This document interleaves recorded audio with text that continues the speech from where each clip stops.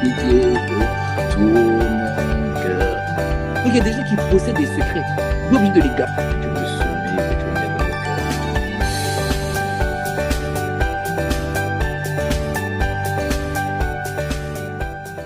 Rahande iporana itabade. Shapandas itona. Shai parne hasa. Shai kuriye. Shai paramade. Edi muso de la. Shalamangole c'était la liée. Esprit de Jésus-Christ, plus que jamais nous t'adorons. Nous avons besoin de toi, Saint-Esprit. Cher Paraclet, j'ai besoin de toi. J'ai besoin de qui tu es, de toi. J'ai besoin de te connaître, Saint-Esprit. Oh, plus que jamais, j'ai besoin de ta connaissance de toi. J'ai besoin d'épignosis de toi. Plus que jamais, magnifique Saint-Esprit. Tu as dit la vie éternelle consiste à connaître le Père. J'ai besoin et à connaître celui qui l'a envoyé de toi. Ne me laisse pas te méconnaître de toi. Ô magnifique Saint-Esprit, Saint-Esprit, tu es l'Esprit de Jésus-Christ, j'ai besoin. J'ai jamais dit que j'étais capable de toi. J'ai jamais dit que j'étais un indépendant de toi. Je suis un incapable notoire, Saint-Esprit. Oh, c'est un SOS, j'ai besoin. Ce n'est pas un chant, c'est un cri à Dieu de toi. J'ai besoin de toi pour me soutenir dans la faiblesse de toi. J'ai besoin de toi pour que tu sois ma force, Saint-Esprit. J'ai besoin que tu sois ma vigueur, j'ai besoin que tu sois mon pouvoir de toi. Sois mon autorité, ma domination de toi. Sois le règne de ma vie, Saint-Esprit. Dis-lui, je m'attends à toi, je m'attends. Oh, cher Paraclet, à toi. Plusieurs voies semblent mener à la vie, à toi. Mais leur issue, c'est la mort, Saint-Esprit. Mon âme au-dedans de moi, j'ai besoin de te rencontrer de toi. J'ai besoin de ta vérité de toi. J'ai besoin de ta réalité, Saint-Esprit. Amène-moi être rempli d'agapé, j'ai besoin. Ne me laisse pas te méconnaître de toi. Ne me laisse pas t'ignorer de toi. C'est le soupir de quelqu'un, Saint-Esprit. Oh, cher magnifique, j'ai besoin. J'ai besoin de toi et de toi. J'ai besoin de te connaître de toi. Je veux être gouverné par toi, Saint-Esprit. Oh, il lève la voix et parle, lui dit, j'ai besoin de toi. J'ai besoin que tu puisses me conduire de toi. La Bible dit que tu es instruit et tu nous conduis de toi. La Bible dit que tu auras ton regard porté sur nous, Saint-Esprit. Ne nous laisse pas dans la faiblesse, j'ai besoin. Quelles que soient les saisons de ma vie, de toi. C'est la prière de mon cœur, de toi. Cher Paraclet, Saint-Esprit. Saint-Esprit de Dieu, Nous sommes là ce soir parce que nous avons besoin de toi, tellement besoin de toi. Nos mots ne peuvent pas mesurer à quel point nous avons besoin de toi, à quel point nous sommes désespérés. Il y a mon frère et ma soeur qui est au son de ma voix, qui est une personne inconsolable. Rien ne peut le consoler en dehors du consolateur lui-même. Esprit de Dieu, mes larmes sont ma nourriture. Chaque nuit, je pleure d'un désir de te connaître. Il y a des larmes en moi qui versent. Il y a mes larmes rassasiées chaque nuit. Parce que tant que je ne te connais pas, je n'ai pas envie de me reposer. Esprit de Dieu, amène-nous à te connaître, amène-nous à t'aimer, amène-nous à te remplir de toi. Plus que jamais, ne nous laisse pas être faux devant toi, nous te supplions. Nous demandons que tu viennes dans nos cœurs et que tu enlèves ce qui n'est pas de toi, Esprit de Dieu. Et que tu nous ramènes aux pieds de Jésus-Christ. Nous te supplions, Esprit de Dieu. David a dit au Père, sonde de moi. Connais mes pensées, connais mon cœur. Parce que la vérité, c'est qu'il ne savait pas ce qui le combattait. Tu peux être combattu par la tristesse, la dépression et l'amertume, mais de jamais le savoir. Et qu'à ce qu'un jour, Satan entre en toi comme il est entré en Judas. Voilà pourquoi chaque jour, je dois dire comme David, oh Père, sonde de moi. Sonde de mon cœur, sonde de mes reins, sonde de tout de moi. Enlève ce qui n'est pas de toi. Sanctifie-moi, consacre-moi, délivre-moi de l'idolâtrie, de l'adulation. Délivre-moi de l'appréciation, de la suradmiration des hommes, te supplie. Délivre-nous de la cupidité, de l'amertume, de la tristesse, de l'impudicité. Délivre-nous de la pornographie, de la masturbation, de la musique mondaine, nous te supplions. Et amène-nous à t'aimer, à être remplis de toi. Oh, plus que jamais, Saint-Esprit. Esprit de Dieu, nous te confions ce temps. Nous demandons que ton règne soit établi ici. Là, il me dit que ton règne vienne et que ta volonté soit faite comme elle est faite dans le ciel. Nous demandons que tout ce qui n'est pas du ciel n'ait pas lieu ici. Et que uniquement ta domination, ton règne, ton autorité, ta principauté, ta primauté soit établie ici, Esprit de Jésus-Christ. L'ordre te soit rendu, nous te disons honneur, louange et gloire à toi. Parce que tu es là par ton esprit, au nom de Jésus le Christ. Et quelqu'un me donne-moi Amen, donne-moi Amen, donne-moi Amen. Amen. Amen. Et dans la Bible, donner Amen, c'est pas un péché dans la Bible. Alors donne-moi Amen, donne-moi Amen, donne-moi Amen. Amen. Amen. Au nom de Jésus le Christ. Gloire à Jésus-Christ. Amen, amen, amen, amen, amen, amen, amen, amen. Gloire à Dieu. Gloire à Dieu, la famille. Gloire à Dieu. Nous bénissons le nom du Seigneur. Nous sommes reconnaissants à Dieu pour ce temps.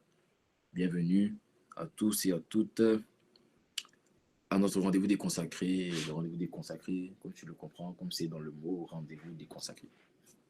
Voilà, quand tu étais dans le monde, tu avais rendez-vous avec ta go là. Voilà.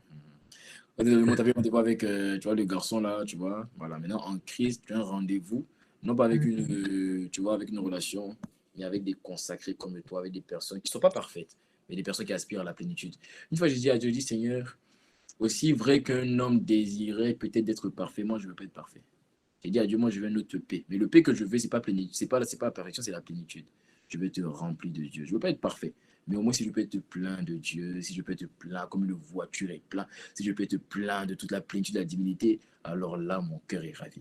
Ah oui, oui. Tu vois, donc, on les rendez-vous des consacrés, ce n'est pas pour les personnes parfaites. Tu vois, si tu es parfait, gloire à Dieu pour ta vie, on aimerait semer dans ta vie. Mais ici, là, il n'y a pas forcément des personnes parfaites, il y a encore peut-être des personnes qui luttent encore. Mais sache que quel que soit comment tu te débats encore aujourd'hui, avec la pornographie, avec l'impudicité, avec la musique mondaine, que ce soit quand tu te débats avec la tristesse, le rejet, l'amertume, que ce soit quand tu te débats avec la dépression, sache que Dieu ne t'a pas oublié, sa main est encore là. En fait, j'ai compris qu'il ne faut pas chercher la perfection, tu seras déçu. Tu ne pourras pas. Tu ne pourras pas y arriver. En fait, tu peux l'atteindre, mais en fait, tu vois, tu peux l'atteindre, mais le problème, c'est qu'en fait, Dieu sait qu'en toute une vie, tu peux pas atteindre la perfection. Donc, qu'est-ce qu'il a fait? Il a dit en un clin d'œil. En un clin d'œil, vous serez transformé à la même image que lui. Tu vois, parce qu'il sait qu'en toute une vie, tellement en toute une vie, tu peux le faire, donc il a dit en un clin d'œil. Je vais te transformer et nous serons à la même image. Donc ça ne sert à rien d'aspirer à la perfection, je vais aspirer à la plénitude. Parce que ça t'arrivera de faire des erreurs. Ne sois pas trop dur avec toi. Tu vois. Il faut juste avoir un cœur qui désire. Je ne te dis pas d'être endurci, il faut avoir un cœur qui désire être changé. Un cœur qui désire. J'ai tellement vu des personnes qui n'ont pas envie d'être changées. C'est ça la plus grande tragédie. La plus grande tristesse, ce n'est pas le péché. Quel que soit le péché que tu fais, je t'assure que, tu vois, tu n'as pas fait un plus grand péché que David. David a été infidèle et il a tué une personne le même jour. Mais Dieu dit c'est l'homme selon mon cœur. Ça veut dire que, tu vois, il n'y a aucune faute que tu peux commettre qui est aussi grave, tu vois, qui est aussi grande que la grandeur du pardon de Jésus. Il n'y a aucune. Il n'y en a aucune. Alors, tu vois, quand tu comprends ça, tu n'es pas trop dur avec toi. C'est lui qui parle là. Moi, souvent, quand on me dit, ouais, Joël, comment tu fais et tout, comment ça. J'ai dit, c'est moi là, si vous me voyez, moi, si moi, je suis serviteur de Dieu, si moi, je parle de Dieu, c'est parce que je suis le plus grand des pécheurs. C'est-à-dire que moi, là, où Dieu m'a tiré, quand je dis aux gens souvent que. Souvent, une fois, j'ai dit, bon, comme tu veux un témoignage, je vais te partager un témoignage. Moi, qui veut un témoignage? Si tu veux un témoignage, demande-moi la main. Sinon, Amen. Amen. Amen. Celui que tu vois là, en classe de seconde, parce que c'est en seconde que Dieu m'a rencontré. En classe de seconde, vous savez, avant le troisième trimestre, donc en classe, tu sais, il y a 3 trimestres. Seulement le deuxième trimestre, tu sais, j'avais combien d'exclusions de cours en deux trimestres, on avait 72. J'avais atteint un niveau d'exclusion de cours où j'avais mon bureau dans le bureau du CPE. Vous savez, c'est quoi un CPE, n'est-ce pas? Voilà. J'avais mon bureau dans le bureau du CPE. Ça veut dire que même quand il n'est pas dans son bureau, il est en réunion. Et puis moi, on m'exclut de cours. Les surveillants me permettent de rentrer dans le bureau pour m'asseoir. C'était mon bureau. Voici mon histoire. Et puis, comme je voyais que j'avais été moins d'exclusion de cours et que mon père m'a menacé, c'est ce que j'ai fait. Mais je me suis mis en couple avec la surveillante. Ah! Oh! Donc, celui qui est devant toi là, c'est la grâce. Voilà pourquoi Paul dit, il dit, je reconnais que la grâce de Dieu n'a pas été vaine envers moi. Alors, ne sois pas trop dur avec toi. Ne sois pas trop dur avec toi. De là où Dieu t'a tiré, en fait, j'ai appris à ne pas regarder à qui je suis aujourd'hui, mais à regarder de qui j'étais hier. Pour être rempli de gratitude, pour être rempli d'action de grâce. Mais si tu veux regarder uniquement à qui tu es aujourd'hui, tu verras encore des erreurs, tu verras encore des imperfections. Mais quand tu te rappelles de qui tu étais hier, qu'est-ce que nous n'avons pas volé? Nous, on a volé des choses, on a volé des voitures, on a volé des... Si ce n'est pas la grâce de Dieu, je t'assure. Et quand tu vois, tu dis, oh, lui là, tu ne sais pas de quoi tu parles. Je prie que la grâce de se pardonner à soi-même, la grâce de ne pas être trop dur sur soi-même, vienne sur toi au nom de Jésus. Amen. Amen. Amen. Amen. Ne sois pas trop dur avec toi-même. Le seul péché avec lequel tu dois être dur avec toi-même, c'est lequel? Donne-moi la main, je vais te dire. Où tu es dur avec toi-même. Amen. Amen. C'est le fait que tu ne mettes pas ta caméra. Voilà. Tu vois, le fait que tu mettes ta caméra là, tu dois être très dur avec toi-même. Voilà, ça mérite que tu ailles en retraite. Pour aller demander pardon à Dieu. Donc, mets ta caméra. J'ai envie de voir des visages devant moi aujourd'hui pour prêcher la parole. Que Dieu m'accorde la grâce de prêcher. Je veux vraiment vous dire à quel point, mais mets ta caméra, je veux vraiment vous dire à quel point je suis vraiment, c'est une fierté pour moi d'être considéré pour certains comme un grand frère. On m'appelle père, mais bon, tu me vieillis. Donc, après, moi, j'ai jamais dit à quelqu'un de m'appeler père. J'ai jamais dit ça à quelqu'un. Qui ici peut dire, moi, je l'ai dit, jamais de la vie. Ça me vieillit, je sais pas. Ça me vieillit. Déjà qu'on m'a dit que oui, Joël, tu as des cheveux blancs. J'ai dit, quelle histoire ça. Donc vraiment, je veux vraiment vous dire à quel point c'est une fierté pour moi. C'est un privilège pour moi, en fait, de pouvoir accompagner chacun de vous d'une manière ou d'une autre. C'est vrai que je ne peux pas forcément être disponible du mieux que je veux pour tout le monde, mais du peu que Dieu m'accorde la grâce de contribuer. Parce que quand je vois ta destinée, quand je vois la personne que tu es, en fait, c'est un honneur pour moi. Tu penses que l'honneur, c'est pour toi. Mais en fait, toi, le problème, c'est que tu penses que l'honneur, c'est pour toi de me connaître. Mais moi, je te dis, l'honneur, c'est pour moi de te connaître. Parce que quand je vois, ici, au milieu de nous, il y a des ministres. Au milieu de nous, il y a des présidents. Au milieu de nous, il y a des astronautes. Au milieu de nous, il y a des pilotes à l'avion. Au milieu de nous, il y a des médecins. Tu vois, à ce moment-là, tu aurais déjà dû mettre en commentaire. Tu aurais déjà dû mettre en commentaire ce que tu veux devenir afin qu'on proclame. Aïe, aïe, aïe, aïe. Au milieu de nous, il y a des entrepreneurs. Au milieu de nous, il y a des solutions. Tu vois, il y a des réponses. Au milieu de nous, il y a des Christ. Il y a des Christ. Il y a des Christ. Au milieu de nous, il y a des personnes. Donc, ma fierté est pour moi de t'accompagner. Je t'assure. Ma fierté est pour moi de t'accompagner. Voilà, de contribuer. Parce que tu vois, comme je peux te dire que plus j'avance avec Dieu, je ne savais pas que servir Dieu, ça venait avec son lot de tribulations. En fait, véritablement, c'était une consolation pour moi, je te dis la vérité. C'est pas toujours facile, surtout quand on est des jeunes. Et que les jeunes pensent que on a le même âge, on a la même grâce, mais bon, on va pas aller là-bas.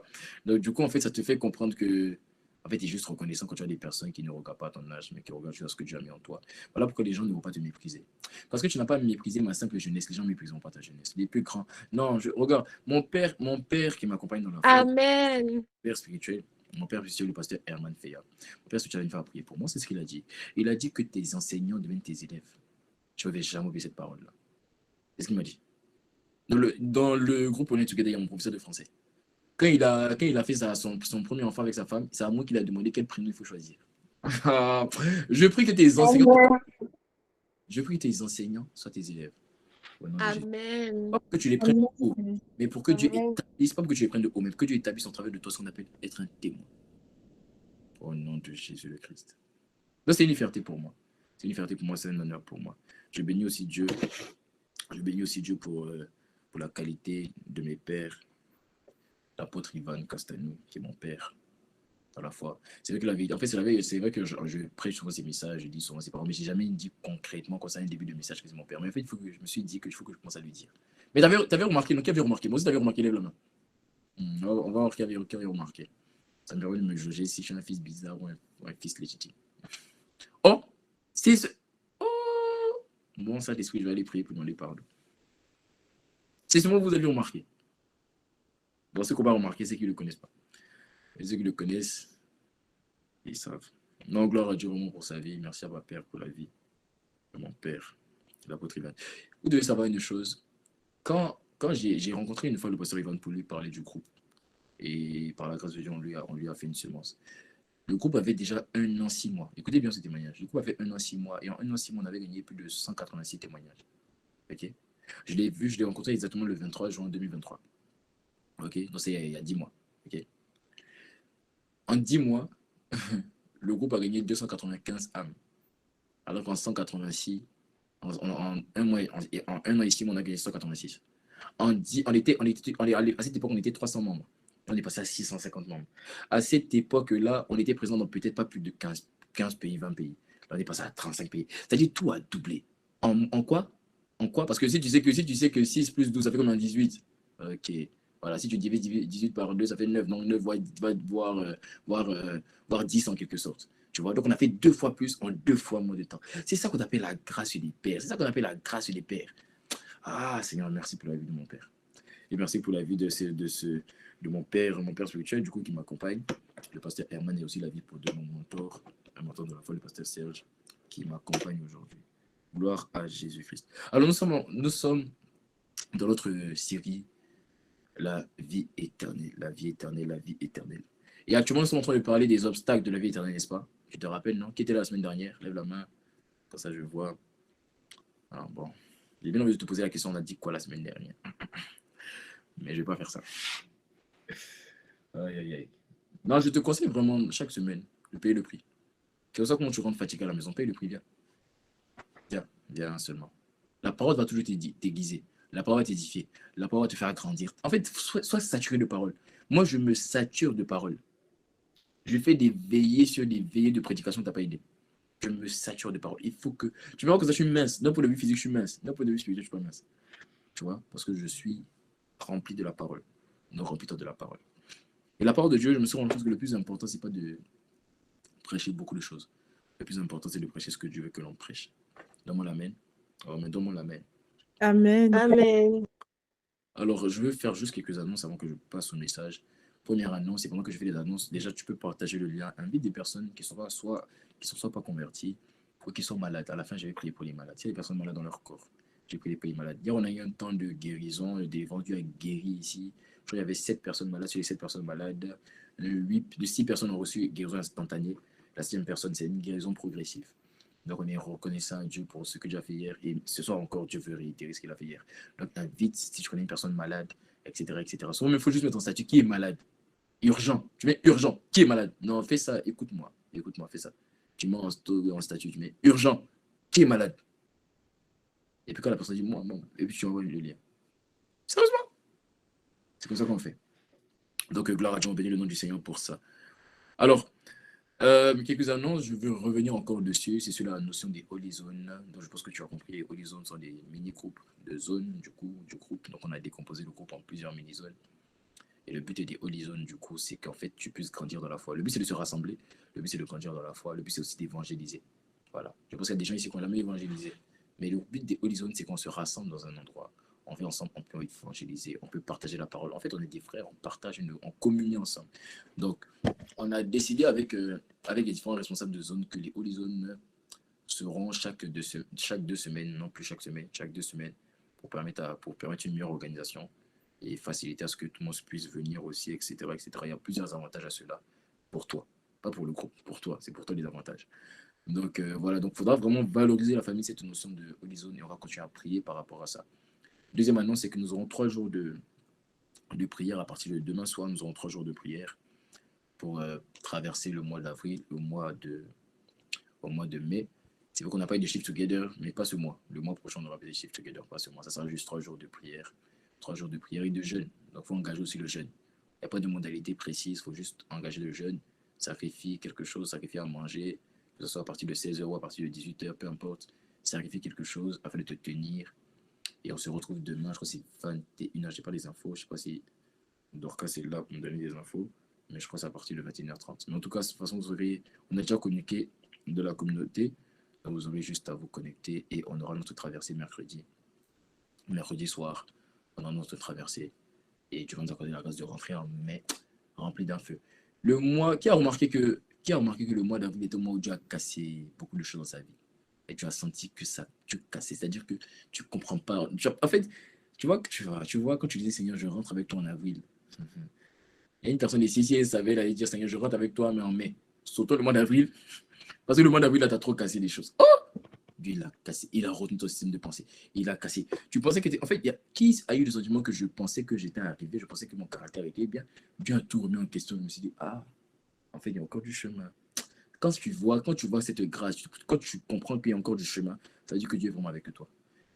Dès lors, écoute-moi, je te donne un secret. Dès lors que tu penses que tu es arrivé, Dieu t'a laissé. Le Dieu là était un Dieu où on court sans cesse en lui. Vous n'avez jamais remarqué dans la Bible, à chaque fois qu'on parle de la marche avec Dieu, on ne dit jamais que Dieu marche avec un homme. On dit un homme a marché avec Dieu. Noé marche avec Dieu. Enoch marche avec Dieu. Pourquoi on ne dit pas Dieu marche avec Enoch? Dieu marche avec Noé. Parce qu'en fait, eux, ils ne marchaient pas avec Dieu. Ils tentaient de le rattraper. Voilà pourquoi Paul va venir dans Philippiens 3. Il va dire, je ne pense pas l'avoir saisi. Mais je fais une chose. Oubliant ce qui est en arrière, je cours pour vous de l'atteindre. Vous comprenez ce que je veux dire? Ça veut dire le Dieu en question, là, dès que tu l'as touché, c'est comme si dès que tu le touches, il recule. Tu ne peux pas l'atteindre. Même l'éternité ne suffira pas pour le connaître entièrement, tu vois. Donc en tout cas, continue en tout cas. Moi aussi, je continue. Gloire à Dieu. Tu as partagé le lien. Hein? Les anges te voient. Hein? On dit, tu dis oui, là, les anges te regardent. Alléluia. Gloire à Jésus. Alors, nous sommes en train de parler actuellement de la vie éternelle. Nous sommes en train de parler de la vie éternelle. La vie éternelle. La vérité, c'est que, et ça tu l'as bien compris, lorsque Dieu envoie sa parole, ça dénote, ça démontre ce que Dieu est en train de faire. Quand Dieu envoie sa parole, ça montre ce qu'il veut faire avec toi, ce qu'il veut faire en toi, ce qu'il veut travailler de toi, mais ce qu'il veut aussi faire par toi. Parce que lorsque Dieu envoie une parole, cette parole est esprit et vie. Ça veut dire que la parole qui vient aussi sous forme d'un esprit. Il y a un téléchargement. Ce téléchargement fait que, en manifestant la parole, tu vas aussi relâcher un esprit aux autres. Alors que lorsque toi, par cette parole, tu reçois le téléchargement de la vie éternelle et que tu commences à manifester la vie éternelle, ce qui va se passer, c'est que les gens autour de toi aussi vont commencer à manifester la vie éternelle. C'est la vérité, je sais de quoi je te parle. Quand Dieu envoie une parole, la parole est toujours esprit et vie. Donc, du coup, quiconque exploite cette parole commence à vouloir en fait faire comme la parole a été dit. Même quand la parole n'est pas forcément destinée à eux. Dieu m'avait dit à une époque, il m'a dit arrête de manger de la loco. Tu vois, il y a une personne qui dit non, Seigneur, pas moi. Que ce soit pour jouer, pas moi. Voilà, Dieu m'avait dit arrête de manger de la loco. Et quand j'ai obéi à Dieu, vous savez, j'ai dit à certaines personnes que ouais, Dieu m'a dit d'arrêter de manger de la loco. Je peux vous dire, je crois, au moins 4-5 personnes qui m'ont dit. Il y a carrément une personne qui m'a dit dernièrement, j'avais envie de manger de la loco, je me suis rappelé que Dieu a dit de ne pas manger de la loco, je me suis senti mal à l'aise de manger de la loco. Or, ce n'est pas eux que Dieu a parlé, c'est à moi qu'il a parlé. Est-ce que ça empêché de manger de la loco? Bien évidemment que non. Mais pour moi, c'était même pas que Dieu m'avait interdit ça, c'était plus que Dieu voulait me faire comprendre quelque chose. Parce que je vais te dire quelque chose. À chaque fois que tu dis à Dieu, Seigneur, prends un aspect de ma vie, la première des choses qu'il va faire, il va t'amener à sacrifier quelque chose dans le domaine de cette vie-là pour voir si tu es vraiment capable de sacrifier l'aspect de ta vie. Quelqu'un n'a pas compris, je vais répéter d'une manière différente. Quand tu dis à Dieu, Seigneur, prends le contrôle de ma manière de m'habiller, prends le contrôle de ma manière de manger, la première des choses que Dieu va faire, il va te demander de laisser ce que tu aimes manger le plus. Tu sais pourquoi?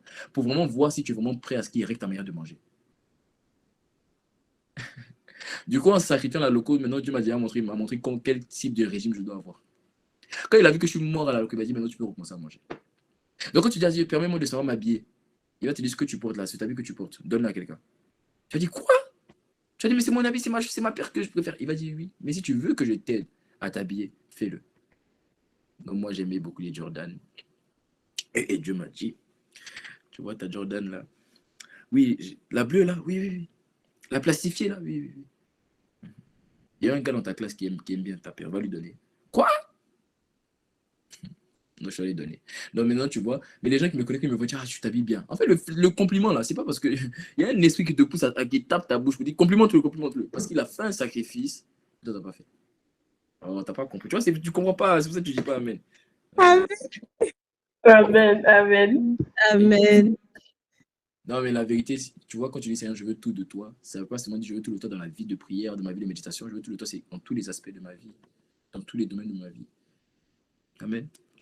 De nous sommes en train de parler. Et la vérité, tu vois, on avait dit la semaine dernière, je t'avais dit que j'allais avancer, n'est-ce pas? Que je voulais avancer, tu vois, mais Dieu m'a calmé, il m'a dit, restez encore sur les obstacles de la vie éternelle. Parce qu'il n'y a rien qui pourrait t'empêcher d'accomplir une course si ce n'est les obstacles. C'est logique. Si on me met sur un terrain, une ligne d'arrivée, on vous dit courir. Tu as juste à courir et puis à passer la ligne d'arrivée. La seule chose qui pourrait t'empêcher de courir, c'est quoi? Les obstacles. Les obstacles. Vous voyez? Donc Dieu m'a dit, reste sur les obstacles. Parce que s'ils n'ont pas compris quels sont les obstacles à la vie éternelle, en fait, ça va les fatiguer. Et on a vu plusieurs obstacles. Vous pouvez regarder les messages. La semaine dernière, l'obstacle qu'on a vu, c'est la chair et le sang. On a dit que si tu veux manifester la vie éternelle, il y a des choses que tu vas devoir abandonner. Et on a expliqué que Dieu a mis en toi la capacité d'abandonner ces choses-là.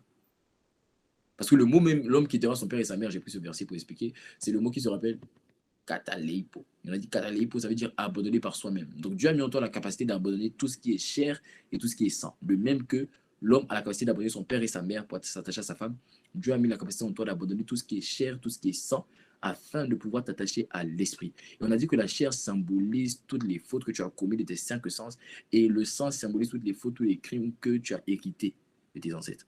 Bon, si tu n'étais pas à Inissa hier, tu n'as pas vu toute la démonstration de révélation qui était là hier. Non, c'était trop fort. Oh là là. On a expliqué, on a pris Ésaïe 53, on a décortiqué d'une manière que tu n'as jamais compris. Dieu nous a montré, Dieu nous a parlé de c'est quoi la véritable guérison. Hier. Donc hier, si tu n'étais pas là, à défaut même d'avoir été malade, il fallait être là pour savoir comment guérir les malades. Parce que Dieu nous a parlé d'une manière, tu n'as pas idée. Tu sais, Dieu nous a choqué, je vais te choquer. Dieu a dit souvent, on vous prie pour les malades. Vous savez pourquoi ils guérissent après, ils retombent malades?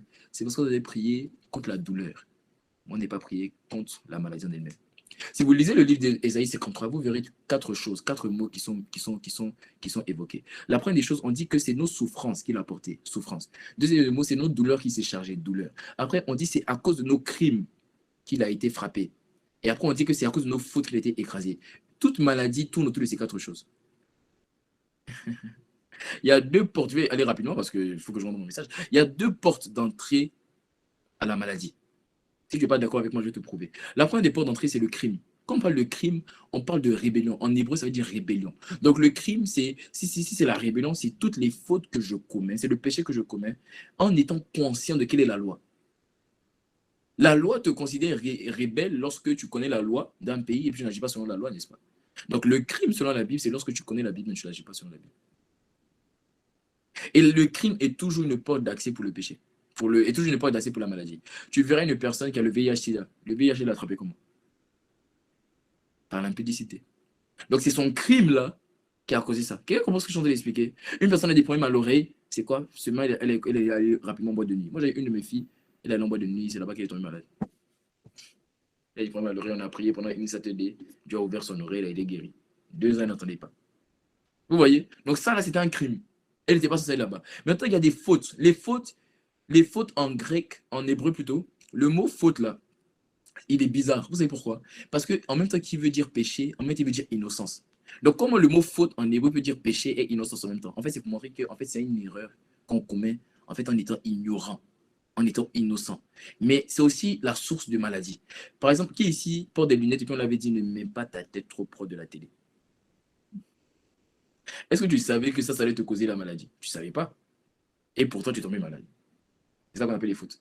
Donc, voici deux sources. Et deux sources de maladies. Et toutes les maladies viennent de ces deux sources. Alors, je me dirais, mais moi, j'ai commis aucun crime. Moi, j'ai commis aucune faute. Il y a quelqu'un dans ta postérité qui a commis. Voilà pourquoi tu vois, dans toute une famille, tout le monde est myope. Tout le monde a des règles douloureuses. Tout le monde a mal au ventre. Pourquoi? Quelqu'un a commis soit un crime, soit une faute. Fallait être là hier, fallait être là. Quand tu n'as pas été là, je vais te punir. Je vais t'expliquer. Mais quand je ne vais pas t'expliquer comment on fait pour. Moi, je vais quand même t'expliquer. Je suis gentil. Si je me donne la main, je suis gentil. Mais si tu ne me donnes pas la main, là, je suis gentil. Amen. Amen. Quand la maladie va rentrer par la porte du crime et de la faute, la maladie maintenant va se manifester en deux choses, la souffrance et la douleur. Vous savez qu'on peut souffrir d'une maladie. En fait, quand on parle de souffrance, on parle de la maladie en elle-même. Voilà pourquoi si une personne veut dire qu'elle est malade, on dit souvent qu'elle est souffrante. On dit que les personnes souffrent d'eux. Mais tu peux souffrir d'une maladie, mais pas forcément avoir la douleur. Il y a des gens qui sont asthmatiques de naissance, mais qui n'ont jamais connu le crise d'asthme. Il y a des personnes qui vivent avec le diabète, il y a des personnes qui vivent avec le sida, mais qui n'ont jamais connu la douleur. La douleur, c'est ce qui te fait rappeler que tu es vraiment malade. Vous comprenez ou pas? Mais il y a des maladies qui sont sans douleur, mais pour toi, tu es malade. La vérité, c'est que les médecins, parce que le titre du message hier, c'était Jésus veut te guérir et Jésus sait te guérir. On dit souvent que Jésus veut et Jésus peut. Hier, Dieu nous a fait comprendre que ce n'est pas seulement qu'il peut. Parce que pouvoir, c'est une notion de capacité. Ok? Vouloir, c'est une notion de volonté. Le fait de savoir, c'est une question de connaissance. Et ça, c'est la preuve que je peux faire. Parce que regarde, si je dis que je vais te donner 1 million, oh, tu n'as pas dit amen. Tu penses que je ne les ai pas? Ok. Tu n'as pas dit amen. Tu penses que... Amen. Tu vois, si je te dis que je vais te donner de l'argent. Si je te dis que je vais te donner de l'argent, ok? Amen. Si j'ai la volonté, c'est une bonne chose. Ok? Ok. Je peux avoir la capacité de le faire. Ok?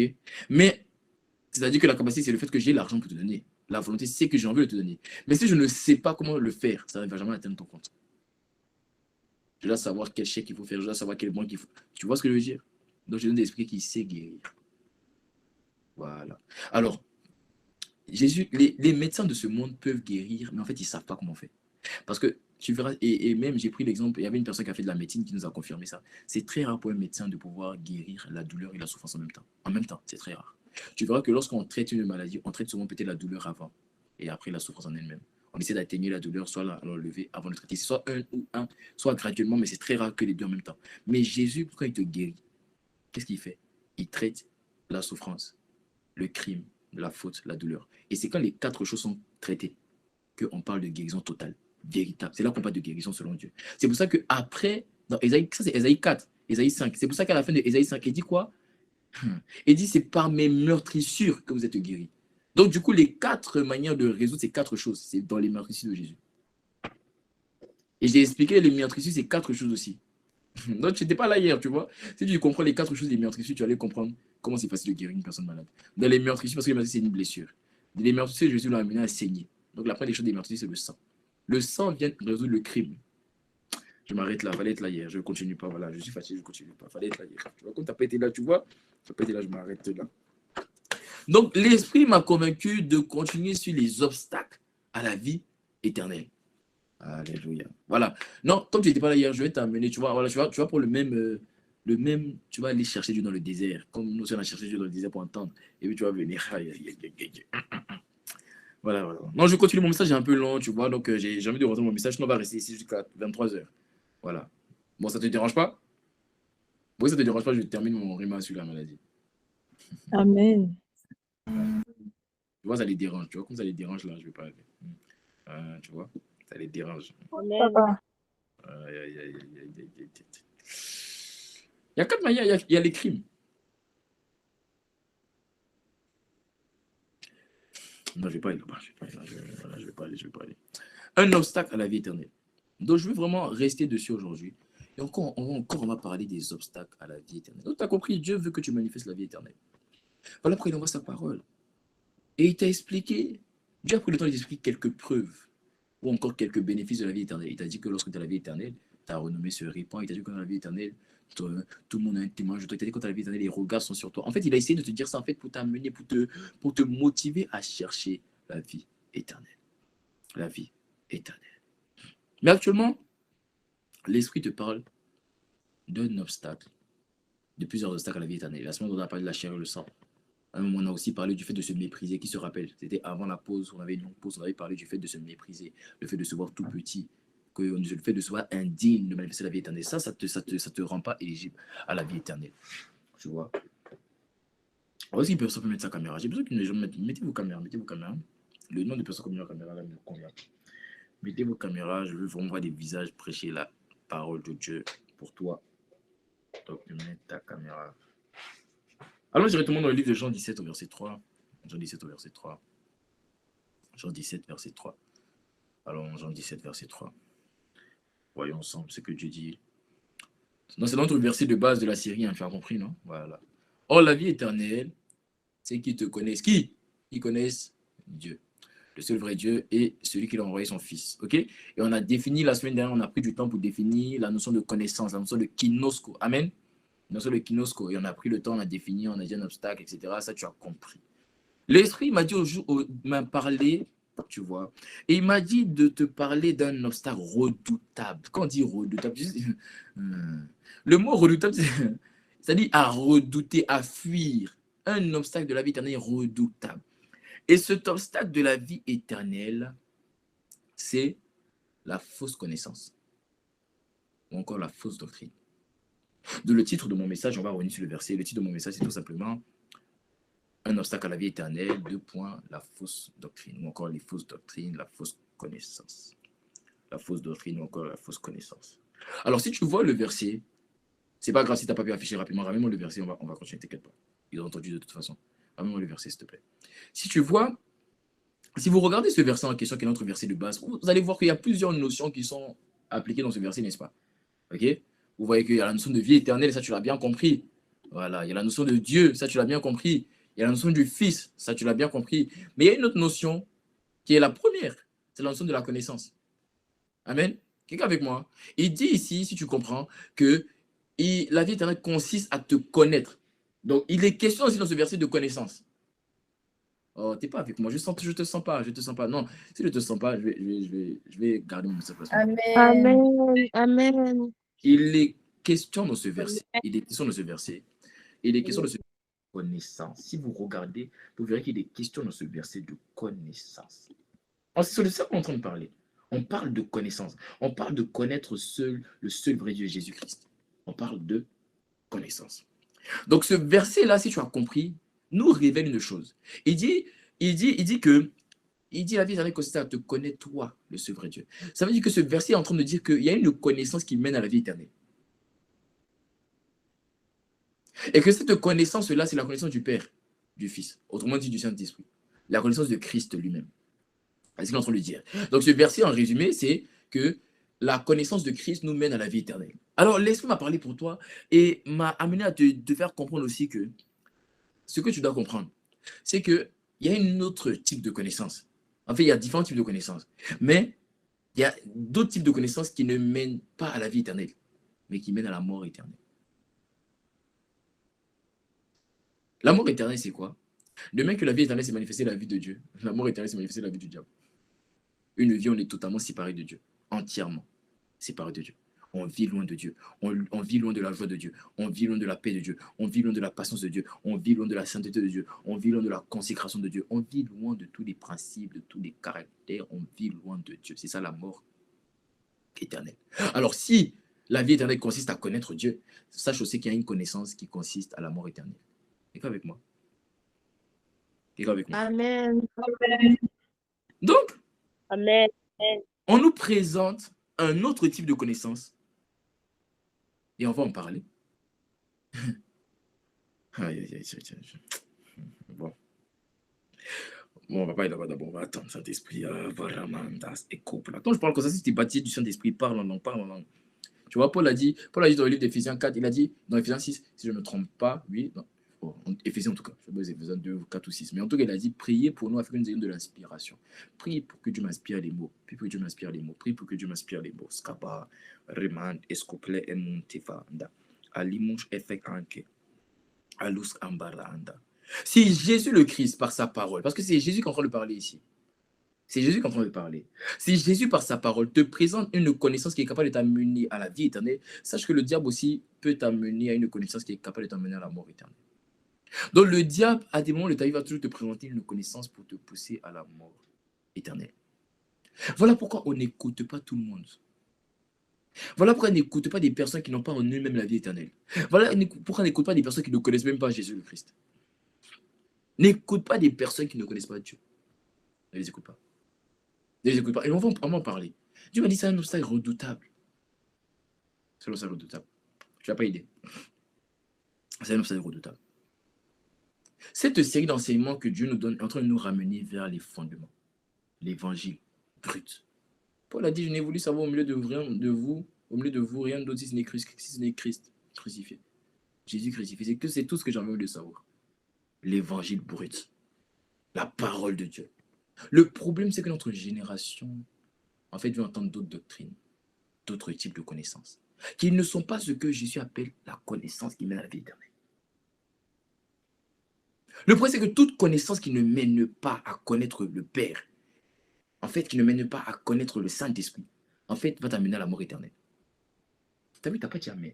T'as pas dit Amen. Amen. Il faut comprendre ça. Amen. Toute connaissance qui ne te conduit pas vers Christ t'amène à la mort éternelle. C'est-à-dire la séparation totale avec Dieu. Et c'est un obstacle redoutable à la vie éternelle parce qu'il t'explique concrètement, il te dit concrètement, il te dit si tu connais, si tu as la connaissance du Père, de Christ, en fait, tu auras la vie éternelle. Donc si tu n'as pas la connaissance de Christ, tu as une connaissance qui est en dehors de Christ, la connaissance de la spiritualité, mais automatiquement, tu auras la mort éternelle. C'est un obstacle tellement véritable. Et je connais tellement de personnes. Et moi, je suis venu parler aujourd'hui. Peut-être après, tu vas pas m'aimer, mais c'est pas grave. Moi, je vais prier pour toi si tu ne m'aimes pas. Non, je te dis la vérité. Il est catégorique dessus. Il y a une connaissance qui mène à la vie éternelle, il y a aussi une connaissance qui mène à la mort éternelle. La connaissance, là, qui donne ton fondement, c'est la connaissance du Christ. Et Christ, il est dans quoi? Christ, est dans son évangile, dans la bonne nouvelle. C'est ça qu'on dit la bonne nouvelle de Jésus-Christ. Là, il dit les apôtres prêchaient la bonne nouvelle de Jésus-Christ. Dans l'évangile de Jésus-Christ, le message de l'évangile. C'est ça qui doit être le fondement de ta foi. J'ai déjà dit, et c'est bizarre parce que mon père spirituel en parle actuellement. On en parle actuellement. Mais c'était quand même un message qui est monté dans mon cœur. Et ça, c'est depuis la Pâque.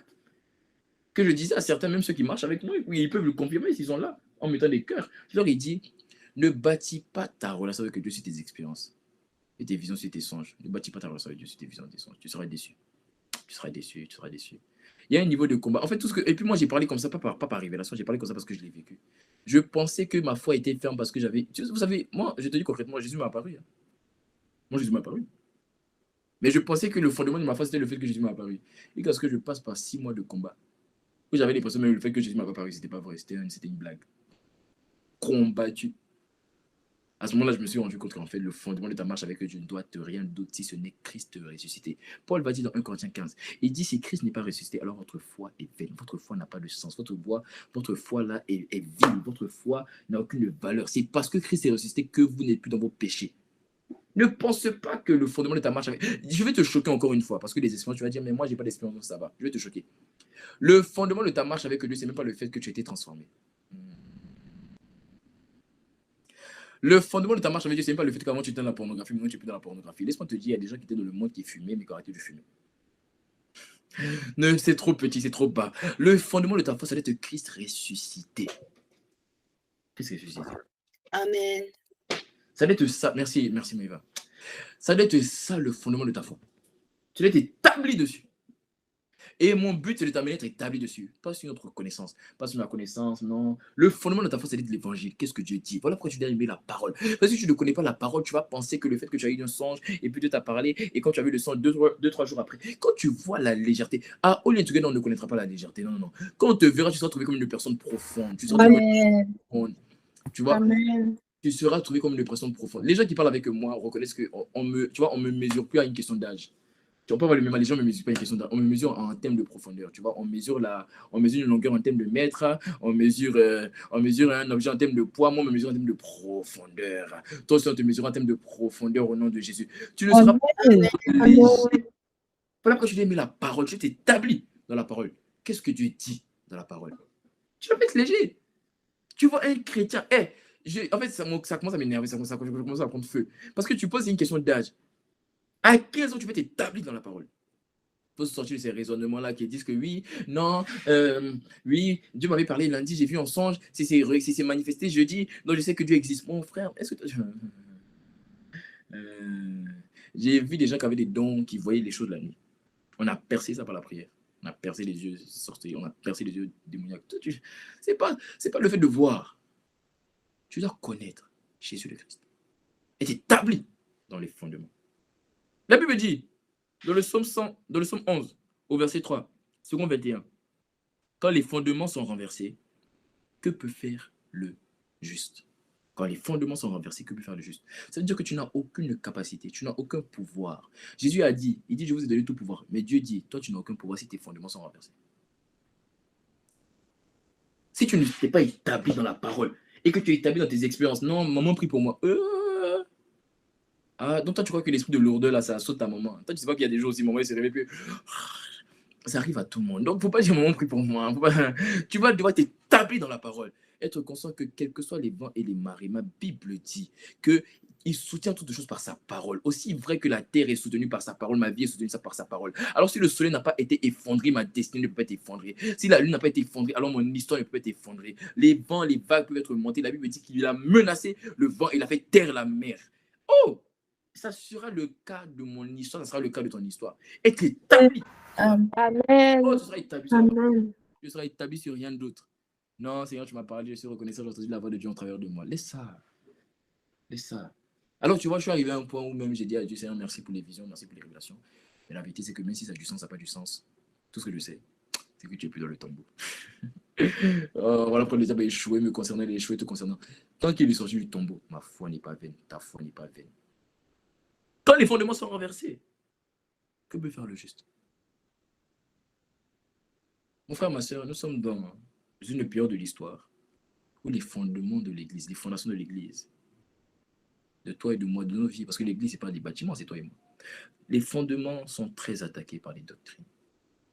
Des doctrines, par des enseignements.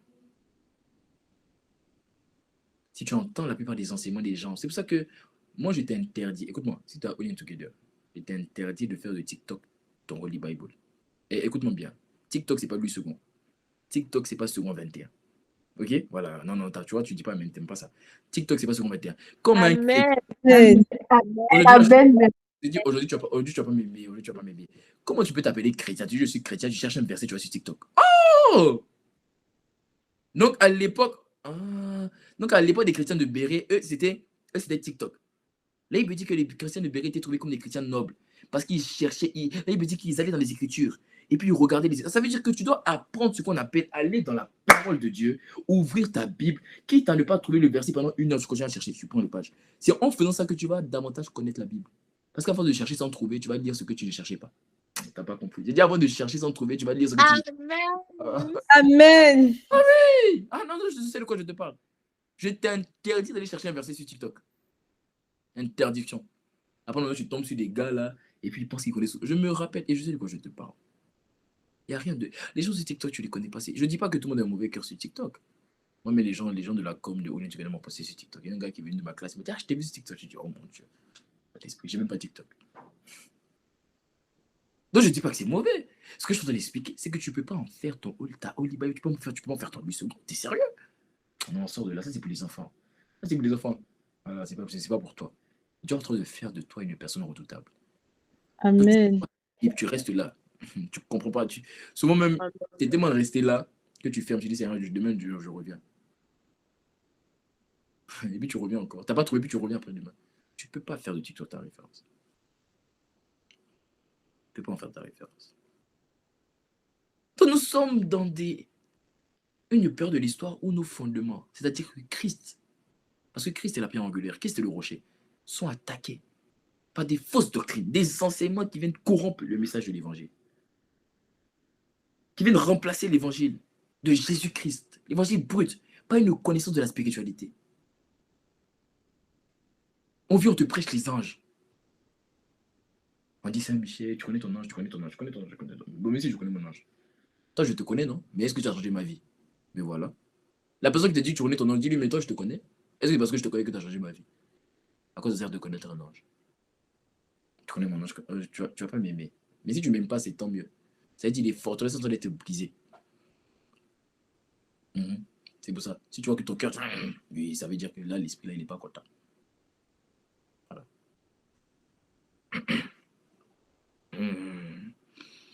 Aïe, aïe, aïe. J'aime ton silence en termes de cœur. Amen. Amen. On a tendance à corrompre le message de l'évangile de Jésus-Christ pour le remplacer par un évangile de la connaissance ou de la spiritualité. Mais cette tentative de corruption du message de l'évangile tel qu'il est n'a pas commencé maintenant. Pas nouveau. Depuis la Bible, ça existe. Ça n'a pas commencé. Le fait d'axer la vie chrétienne sur la spiritualité, ça n'a pas commencé. Ça n'a pas commencé aujourd'hui. Ça a commencé depuis la Bible. En fait, cette doctrine de corrompre l'évangile revient souvent, de temps en temps, parce que la Bible appelle des faux prophètes, des faux docteurs. Donc ces faux prophètes, ces faux docteurs viennent, tu vois. Donc si tu comprends ça, tu comprends qu'en fait, le diable ne cherche pas à introduire des nouvelles choses dans l'église. Tout ce que le diable cherche à faire, c'est de rester ce que lui sait faire.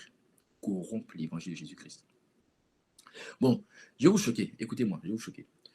En fait, si vous remarquez bien, vous verrez que toutes les autres religions, en fait, n'annulent pas Jésus. Ça corrompt Jésus.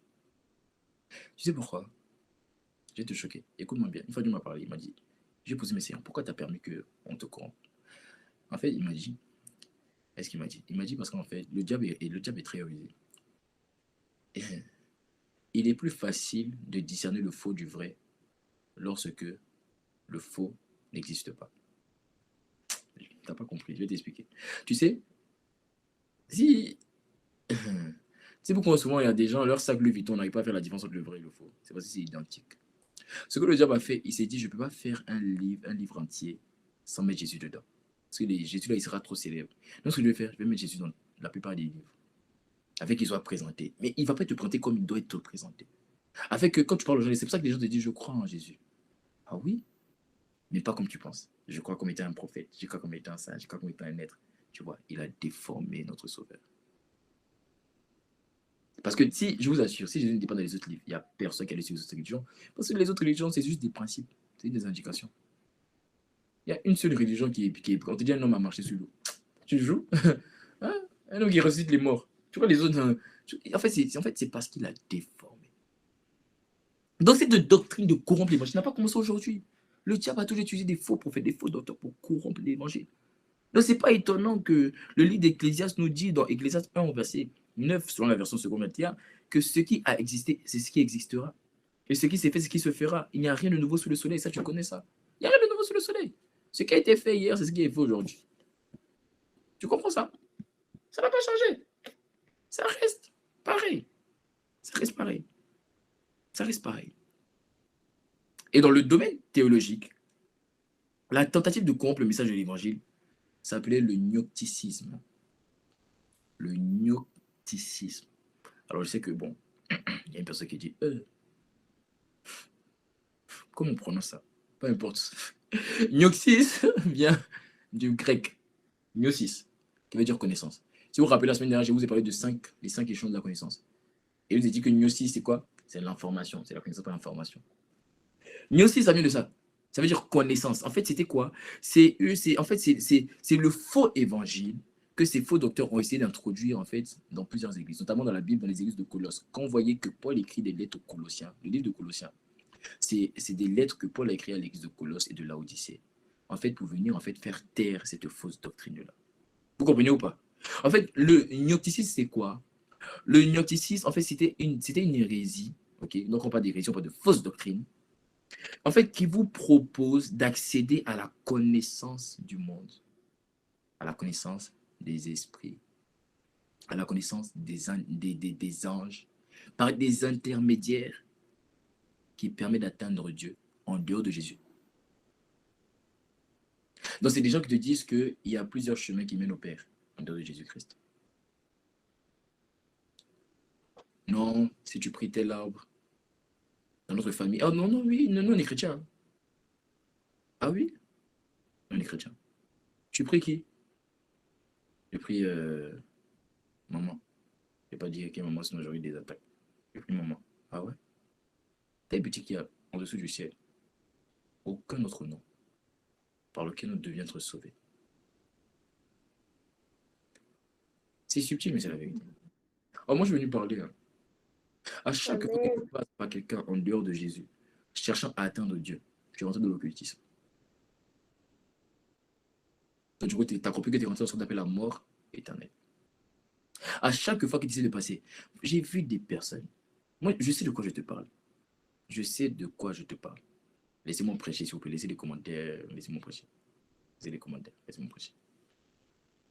Voilà. Moi, j'ai le droit des trucs. Moi, je parle comme ça. Je ne vais pas avoir des attaques. Laissez. Voilà. Quand on parle, on ne faut pas indexer son camarade. Prends la parole. Tu bois. On n'est pas en train de parler pour juger. Non. On est en train de parler pour réveiller. On est en train de parler pour réveiller. Je suis pas en train de parler pour juger. Le plus important, c'est pas moi, je m'en fous de juger. Je ne suis pas dans une logique de juger. Il y a des gens qui ne connaissent pas la vérité. Cette semaine, il y avait juste une de mes filles qui a évangélisé au Canada qui me disait qu'elle a juste parlé avec une fille qui, pareil, née d'une famille catholique, a fait un certain nombre de choses, mais qui ne savait pas. Et là, j'ai passé l'évangile brut. Elle a dit, mais en fait, je veux ton Jésus. Elle a fait la prière du salut. Donc, il y a beaucoup de personnes qui sont dans l'ignorance. On n'est pas là pour juger, pour dire, nous, on connaît mieux, tu connais rien du tout. Tu n'es pas encore arrivé, tu n'as rien vu avec Dieu, tu n'as encore rien fait. Sois calme, descends. Que l'humilité soit trouvée en nous. Je parle à tout le monde, hein. Je ne peux pas parler à une personne. Hein.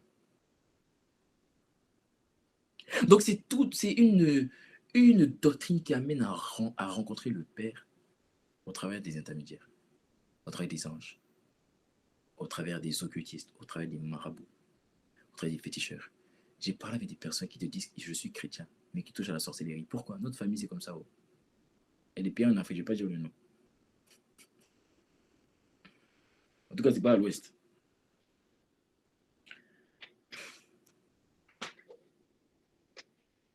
Où ils parlent. J'avais dit la langue, je ne vais pas dire. Mais tu vois que, en fait, la personne te dit, en fait, on touche un peu. Parce qu'en fait, on nous a éduqués comme ça. Et maintenant, on est chrétien. La fausse connaissance, la fausse doctrine. On dit aux gens que c'est possible de toucher le Père en dehors de Jésus. Le but du gnosticisme, c'est pas d'annuler Jésus. C'est pas ça le but. Le but du gnosticisme, c'est de diminuer Jésus. C'est ce que Satan a fait. Tu lis le Coran, on diminue Jésus. On le met parmi des autres êtres. On dit qu'il est juste un prophète. Mon Dieu, juste un prophète. Il est la prophétie en lui-même. Ah, t'as pas compris. Il est Amen. Amen.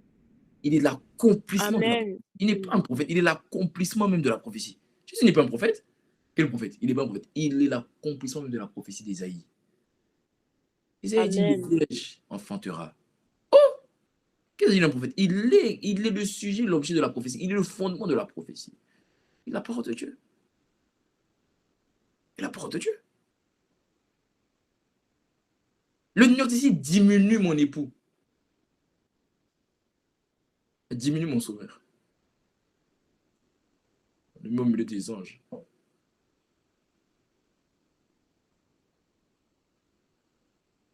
n'est pas différent d'un ange. Tu vois, des personnes se disent chrétiens, parlent avec des anges, ils connaissent ton ange. C'est ça le gnosticisme. Diminue Jésus le Christ. Le mettant parmi des êtres intermédiaires. Et disons aux gens que non, t'inquiète pas, tu peux passer par Jésus pour atteindre le Père, mais c'est trop long. Tu vois, voilà, c'est trop long. Il y a d'autres manières. Tu peux passer par des anges, tu peux passer par telle connaissance, tu peux passer par les ondes, tu peux passer par le yoga, tu peux passer par telle musique, tu peux passer par telle vibration, tu peux passer par ça, tu peux passer par ça. De l'occultisme. Ce type de connaissance ne mène pas à la vie éternelle. Ça mène à la mort éternelle. Ça mène à la mort éternelle. Les personnes qui étaient adeptes de cette fausse doctrine, qu'on appelle les gnostiques, en fait, se vantaient d'avoir beaucoup de connaissances du monde des esprits. Parce que ces esprits-là leur donnaient des visions. Écoute-moi. Ce n'est pas toute prophétie qui vient du Saint-Esprit. Ok, tu vois, tu ne comprends pas. Parce que tu penses qu'une personne t'a dit, tu as ça, tu seras, tu commences à crier, waouh, Dieu m'a parlé. Ce n'est pas toute prophétie. Ce n'est pas toute prophétie, toute parole de connaissance qui est inspirée du Saint-Esprit. Tu sais que même actuellement là, tu sais que si Dieu m'a donné le don, écoute-moi, je vais te montrer quelque chose. Tout don, écoute-moi bien. Est-ce que tu sais que si tu as reçu le don spirituel de l'Esprit, du don de parole de connaissance ou de prophétie, tu sais que, par exemple, pour le parole de connaissance, c'est le plus facile à expliquer. Tu sais que je peux avoir reçu le don de parole de connaissance du Saint-Esprit. Mais tu sais que dès lors que je décide de donner une parole de connaissance, sans que l'Esprit m'ait donné l'accord, je suis rentré dans l'occultisme. Voilà pourquoi. Non, je vais te choquer. Tu sais qu'il y a des choses que je vois sur toi que je ne dis pas.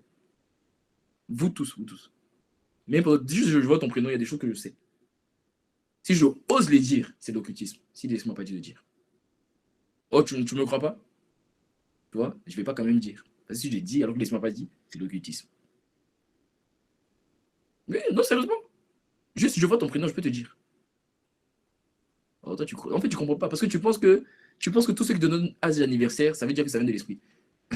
Regarde. Faut pas croire à toutes les prophéties. Faut pas croire à toutes les paroles de connaissance. Dans l'anniversaire, on donne aussi. Bon, moi qui m'a déjà vu donner date d'anniversaire ici. Moi, j'ai déjà donné date d'anniversaire, j'ai déjà donné date d'anniversaire, âge. J'ai déjà donné prénom ici. Ils savent. J'ai déjà fait ça. Pour les temps de prière, j'ai déjà fait. Je vois ta maille. Non, j'ai déjà fait. Le problème, c'est en fait ce que j'essaie de t'expliquer, c'est que tu dois comprendre que tu n'as pas établi ta croyance en une personne sur la base du fait qu'elle t'a donné une parole de connaissance. Ben non. C'est pour ça que même Jésus, Nathanaël, il est venu, Jésus a dit à Nathanaël, il dit, tu vois, je t'ai vu quand tu étais en bas du figuier. Nathanaël dit, oh, c'est que tu l'écris. Jésus dit, tu vois.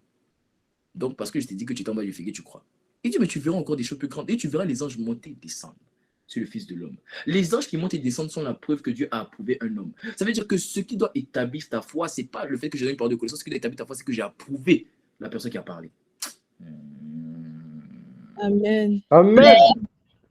C'est le fait que Dieu m'a approuvé que tu dois me croire. Amen. C'est parce que Dieu a dit, c'est parce que Dieu a fait ma pub que tu dois me croire. C'est ça. Quand Dieu n'a pas fait ta pub, il ne faut pas croire. Quand Dieu n'a pas fait la pub du quelqu'un, il ne faut pas croire. Il y a des gens, tu vois juste leur image, tu dis non, lui, c'est un homme de Dieu. Non, lui, là, Dieu m'a connecté à lui. Je sais de quoi je parle. Il y a des gens ici, Dieu t'a fait. C'est parce que si tu es là, c'est parce que Dieu m'a fait ma pub. Je n'ai pas eu besoin de te dire. Tu le sens que, ah non, lui, c'est quelqu'un. C'est un vrai. C'est pas un faux. C'est ça que tu dois attendre. L'approbation de Dieu. Qui doit te baser sur les fruits de la personne. Et quand on parle de fruits, on parle pas, tu vois, souvent on pense de fruits, on parle de capacité. Non, tu vois, en fruits, il y a trois choses. Fruits, il y a la capacité, c'est-à-dire quelles sont les œuvres que la personne a manifestées.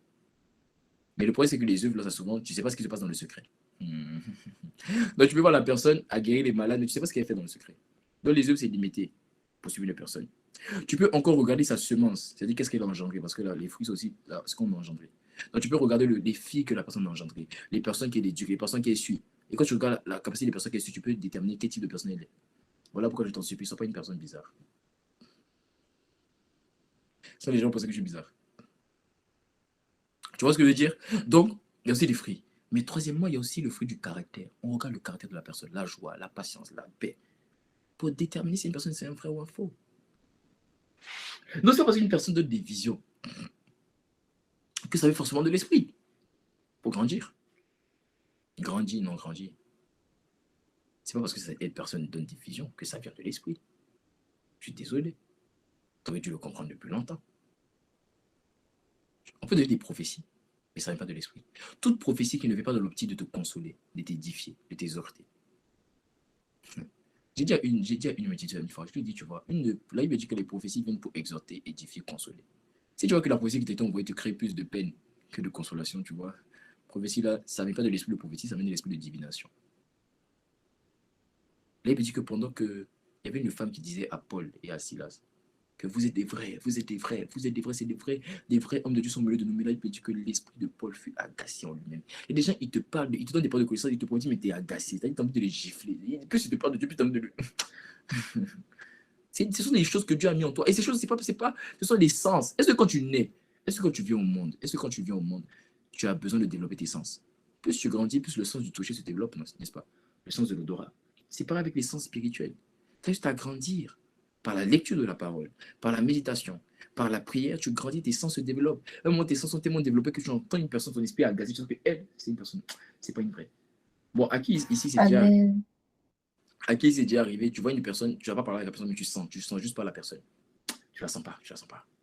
Bon, avant de me dire oui, je la sens pas, laisse-moi te dire, il y a aussi des personnes aussi qui ne te sentent pas. Voilà, vous ne voulez pas que tu penses que c'est gars que toi. Il y a aussi des gens qui ne te sentent pas. Mais moi, j'ai compris que moi, dans mon cas, une personne qui ne me sent pas un démon. Non. Moi, je suis rempli de Saint-Esprit. Si tu ne me sens pas, c'est que tu es un démon. C'est que c'est juste un démon. Donc, toi, si on ne te sent pas, c'est que la personne aussi. Aïe. Mais tu es d'accord avec moi que c'est déjà arrivé, n'est-ce pas? Tu vois? Mais la suite du temps a prouvé que, effectivement, la personne a le sentiment que tu avais été vrai. C'était pas forcément une bonne personne. Vous comprenez ce que je vais expliquer? Voilà pourquoi on n'établit pas en qui tu mets ta foi à cause de ce que les gens disent de cette personne. En tout cas, si tu vas au Lien Together, laisse-moi te recommander des personnes. Je te recommande mon père, l'apôtre Yvan Castagnon. Je te recommande mon deuxième père, parce que dans notre maison, on a deux pères, l'apôtre Yves Castagnon. Je te recommande le pasteur Mohamed Sanogo. Je te recommande pasteur Marcelo Tonassi. Je te recommande apôtre Joshua Selman si tu veux bien aller du côté des anglophones. Je te recommande aussi apôtre Michael Oropo. Je te les recommande parce que je sais que non seulement, en fait, je te recommande parce que nos pères nous les ont recommandés. Ce sont des personnes que eux-mêmes ils écoutent, nous disons, vous pouvez les écouter. Voilà. Papa Karambéry, bien évidemment. Après ces personnes que j'ai citées, peut-être j'ai oublié des personnes. En fait, il ne faut pas forcément aller chercher quelque part. Il ne faut pas forcément aller chercher loin. Reste là. Écoute les personnes. Écoute les mêmes enseignements. C'est ça qui va transformer ta vie. Donc, le gnosticisme est venu diminuer la valeur du sacrifice de Jésus. En vous présentant plusieurs êtres célestes. Donc, on dit aux gens, ah, il y a tel marabout, il est puissant. Ah, il y a tel esprit. Esprit de Zeus. Des esprits bizarres. Il n'y a aucun autre esprit en dehors du Saint-Esprit. Les gnostiques se vantaient d'avoir beaucoup de connaissances du monde des esprits. C'était ça leur vent. Ils se vantaient. Ah non, il y a beaucoup de connaissances. Ah nous, on a des prophéties. Ah nous, on a des trucs. Il y a des hommes de Dieu. En tout cas, si je défends ton statut, je ne vais pas te dire les noms. Je ne vais pas dire les noms. Mais si je défends ton statut. En tout cas, voilà pourquoi tu as développé tes sens spirituels. Parce qu'il y a des gens qui t'écoutent. Hein. Tu vas te dire sur le quart des choses qu'ils font. Donc, des fois, tu allais, pas tes oreilles, tu allais boucher un truc, des fois, tu allais le jeter. Donc, il y a des gens, si je te vois les écouter, en tout cas, si moi, je vois ton statut, je vois que tu les écoutes, tu auras un problème avec moi. Il y a des gens, il ne faut pas écouter. On pourrit ton cœur. Des gens qui sont dans l'occultisme. L'occultisme a failli détruire ma famille. Détruire la vie d'un cousin. Je ne sais pas si je dois partager ça. Je connaissais, c'est un cousin à moi. Ça, moi, je vais partager. Non, je ne vais pas. Bon, c'est un cousin à moi. Mais vous ne le connaissez pas de toute façon. Donc. Vraiment, on marchait avec Dieu vraiment ensemble. On avait la même passion, le même cœur. Et quand il fallait sortir de la pornographie, c'est avec lui, c'était mon frère. Voilà, mon frère, on est sorti ensemble. Vous savez comment? Voilà pourquoi quand tu es dans le péché, il faut avoir une personne qui est dans le même péché que toi pour vous entraider. Non, ce que moi je faisais quand on s'est dit, le jour où tu tombes, on s'envoie un message. Non, c'est que je tombe, je dis, ah bon, je suis tombé. Voilà, et lui aussi, moi, je suis tombé. Quand on a vu que, en moins de 3 jours, on s'envoie, je suis tombé au moins 10 fois, on a dit, ah bro, je crois qu'on va arrêter ce péché-là. Parce que ça fait honte. Ça fait honte. Tout envoyer un message à quelqu'un, je suis tombé, ça fait honte. Donc, quand on a vu la honte, on a dit, ah frère, on va arrêter. Donc, on avait le même cœur, la même passion. Et il a intégré un groupe de prière. Un gars qui prêche la parole en Côte d'Ivoire. Mais le gars en question est fils spirituel d'un soi-disant prophète. Je ne dirai pas le nom. Parce que mon père, même quand il a prêché, mon père, l'apôtre Yvan, quand il a prêché, il n'a pas dit le nom. Moi, je ne vais pas dire le nom. Mais qui, moi, je sais, avait déjà eu plusieurs histoires. Et quand il a intégré le groupe, on a commencé à lui enseigner. La première bêtise, et pour moi, j'appelle ça une bêtise, qu'il m'a dit, c'est quelle bêtise il m'a dit? Et moi, ça m'a choqué. Il m'a dit que, selon lui, parce qu'on lui a dit ça pendant le groupe de prière, voilà pourquoi il faut bénir Dieu pour Lien Together. Je t'ai déjà poussé vers le péché. Qui ici, moi, je t'ai déjà poussé vers le péché? Non. Lève la main, c'est le cas. Bon, est-ce que je t'ai déjà poussé vers la sainteté? Est-ce que je te pousse vers la sainteté? Est-ce qu'en étant connu, tu désires connaître Dieu davantage? Tu désires l'aimer davantage? Tu désires le rencontrer davantage? Voilà. Tu vois, là, à ce moment-là, tu aurais dû ouvrir ton micro pour dire Amen pour que les gens sur YouTube puissent. Amen. Amen. C'est réel. Ah oui, c'est réel. Bon, ça, c'est pour nous maintenant. C'est réel. Aïe, aïe, aïe. Alors, tu vois, après des choses qu'il est venu me dire une fois, il est venu me dire, notre leader nous a dit que c'est pas grave d'écouter Burna Boy. À ce moment-là, tu devais faire... Non, à ce moment-là, tu devais faire comment ça? Aïe, aïe, aïe, aïe, aïe. Tu devais faire comment ça? Donc, il m'a dit, c'est pas bien d'écouter Burna Boy. J'ai dit, ah ouais? Bon, j'ai essayé de raisonner. Lui, qu'est-ce qu'il a commencé à me dire? Il a commencé à me dire d'autres choses, telles que... Tu vois, nous, on fait la traversée le 31, n'est-ce pas? Il a commencé à dire, nous, on fait la traversée le 22. J'ai dit, mais pourquoi vous faites le 22? Il dit, non, parce que le 22, c'est la pleine lune. À ce moment-là, quand tu devais ouvrir ton micro et me dire, comment ça? Aïe, aïe, aïe. Et ça continue. Jusqu'à un moment où il a commencé à me dire que quand tu veux prier, par exemple, pour l'élévation, il faut te mettre dans un coin élevé. Ça veut dire que si tu veux prier pour l'élévation, tu vas te mettre une chaise. Et comment? Ah là, oh! Tu vois? Voilà. Non, supposons que tu veux prier pour... si tu dois prier pour l'élévation puis te mettre sur une chaise, supposons que tu veux prier pour que Dieu te fasse voler comme des aigles. Je me pose la question, quelle position tu vas prendre pour que Dieu... Ah, mon gros. Un d'esprit. Tu vois, donc voilà. Maintenant, ils sont allés encore plus loin. En me disant que par exemple, si tu veux, il y a différentes lunes, voilà, il y a différentes planètes. Et puis, telle planète symbolise la prospérité. Et puis, donc, du coup, il fallait attendre l'éclipse. Quand tu attends l'éclipse de Vénus, et puis, Saint-Esprit. À ce moment-là, tu demandes encore ouvrir ton micro et puis me dis, comment ça?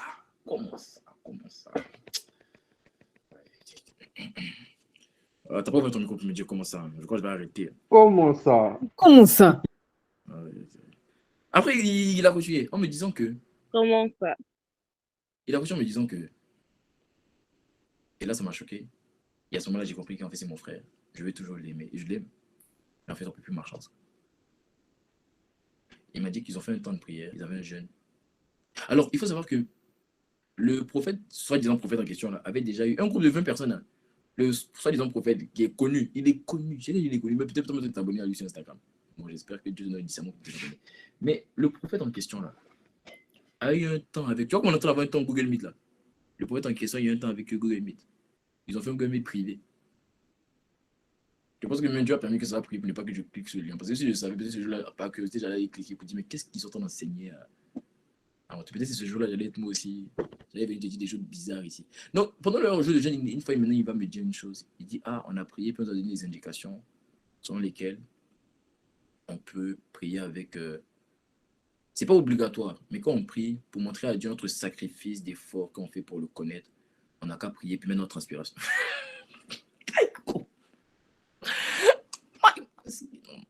Ils mettent notre inspiration. Et puis il m'a dit, transpiration. Il m'a dit oui. J'ai dit, mais pourquoi transpiration? Il m'a dit non, en fait, c'est même pas transpiration, c'est le sang. J'ai dit, comment le sang? Il m'a dit, en fait, s'il y a des personnes qui sont blessées, c'est pas qu'elles doivent se blesser, mais s'il y a une personne qui sont blessées, il faut juste qu'elles prennent un mouchoir et mettent dans leur blessure le temps de mouiller ça. Et quand c'est mouillé le sang, là, en fait, qu'elle présente à Dieu avec. Comment ça? À ce moment-là, j'ai dit, et ça, c'est pas Dieu, ça. Et en fait, je lui ai posé une question. Je lui ai dit, donc le sang de Jésus n'est pas assez suffisant. Ok, vous ajoutiez le vôtre. Depuis ce jour-là, il m'en a plus parlé de fois. Jamais. C'est mon cousin, hein. Je l'aime. On peut marcher ensemble. On n'a pas le même cœur. Et j'ai continué à intercéder pour lui. Parce que quand tu connais une personne dans ça, il faut intercéder pour lui. Il faut intercéder pour lui. Et puis, à fur et à mesure. Il n'est pas parfait aujourd'hui, comme moi aussi, je ne suis pas parfait, comme personne n'est parfait. Et il a recommencé à revenir à la maison. Ça a failli détruire une vie. Potentielle, intelligente. Quand lui et moi, on s'asseyait, comme ça, vous parlez de Dieu. On parlait du nombre d'âmes qu'on allait gagner pour Christ. On parlait du nombre. En fait, j'avais trouvé un acolyte.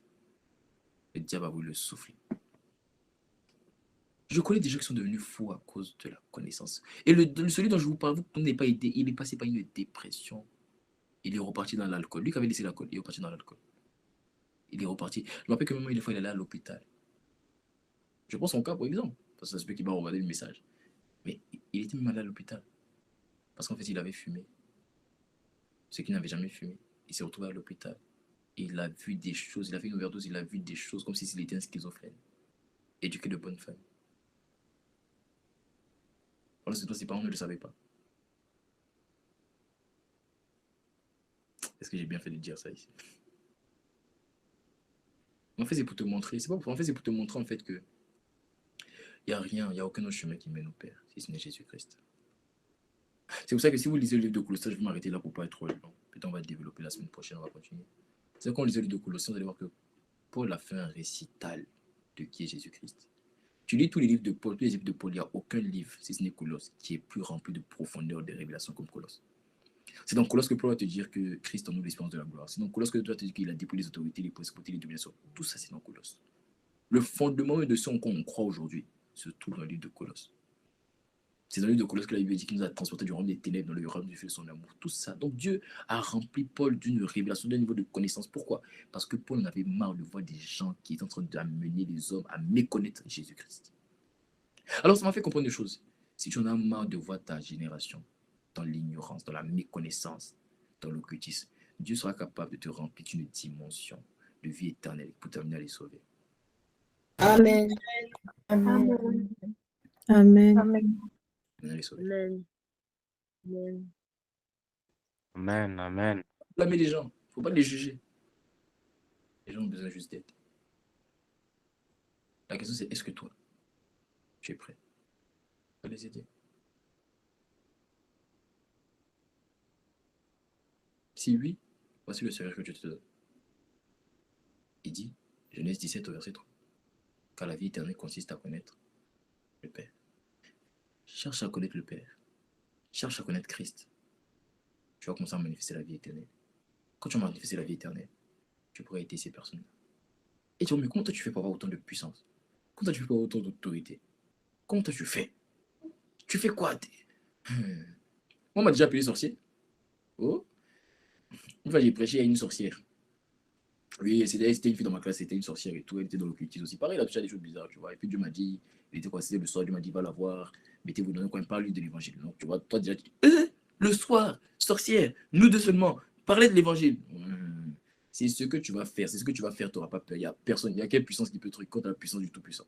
C'est ça. Amen. Donc, Amen. elle encore, par exemple, regardez la famille, regardez, je prends encore des notes, je vais m'arrêter là.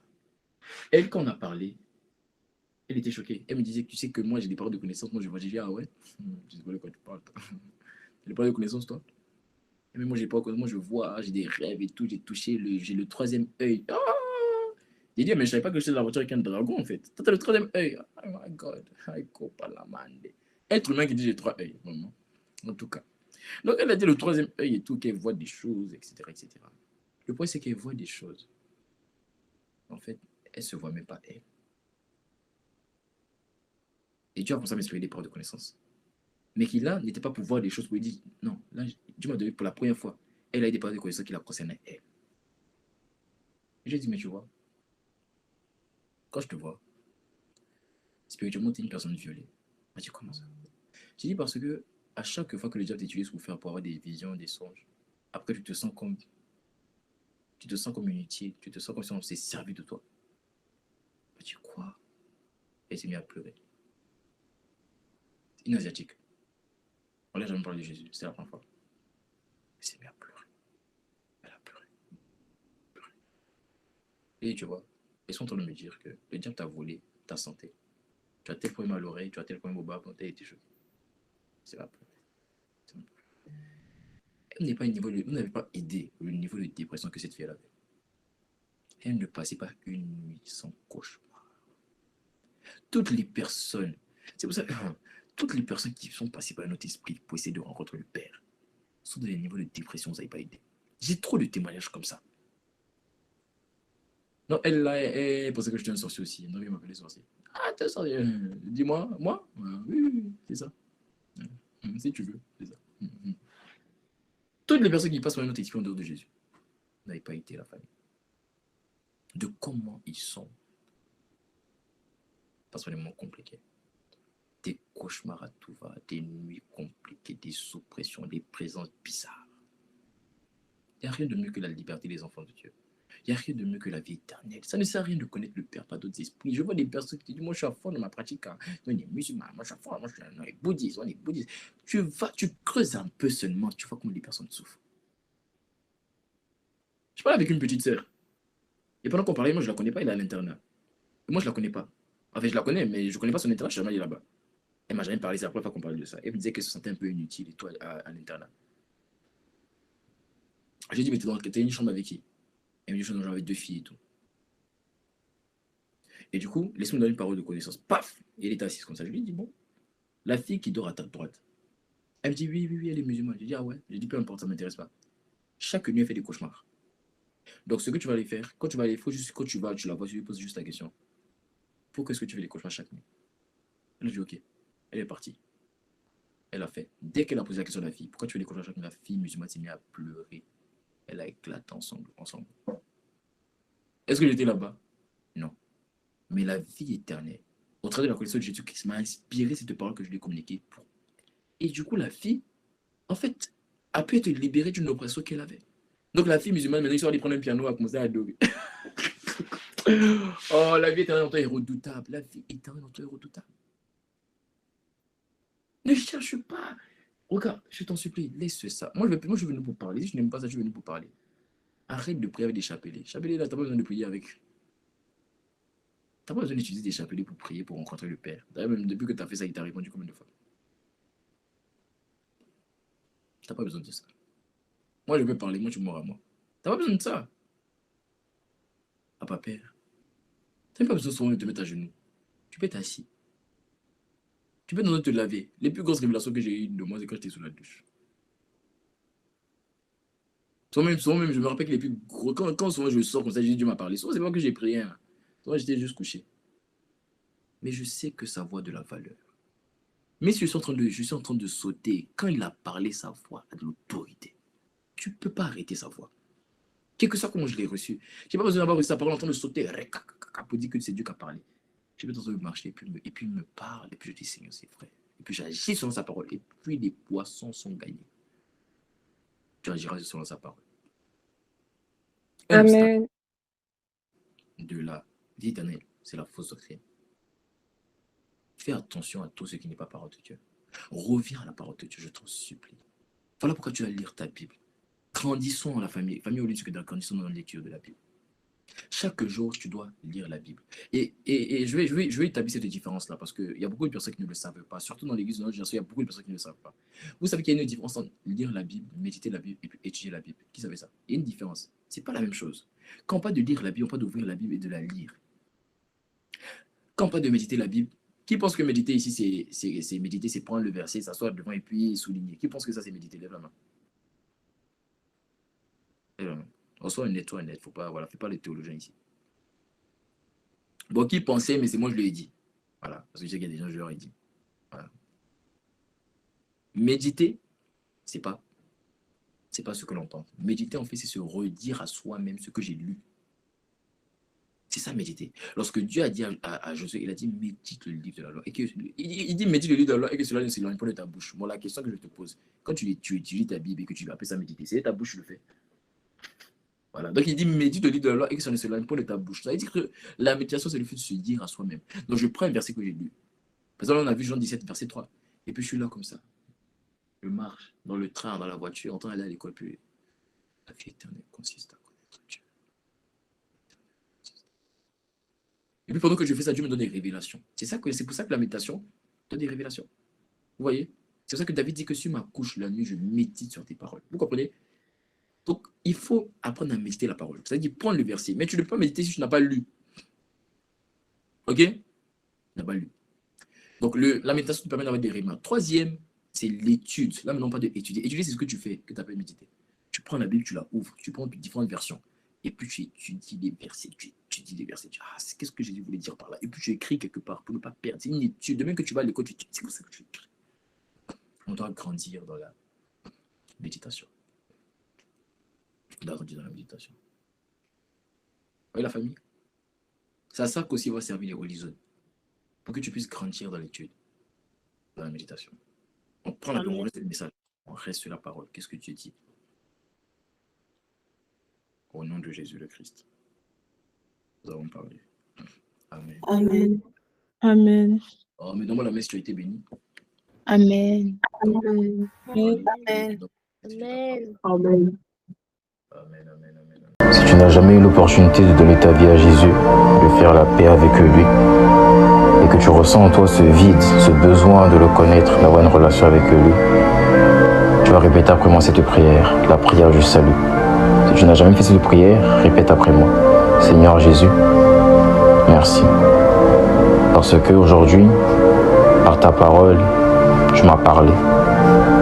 Et je ne veux plus te repousser. Mais dès aujourd'hui, à partir de maintenant, je te reçois dans ma vie comme mon Seigneur et mon Sauveur. Change ma vie, transforme-moi, viens habiter en moi par le Saint-Esprit. À toi soit l'honneur, la louange et la gloire Jésus. Je t'aime.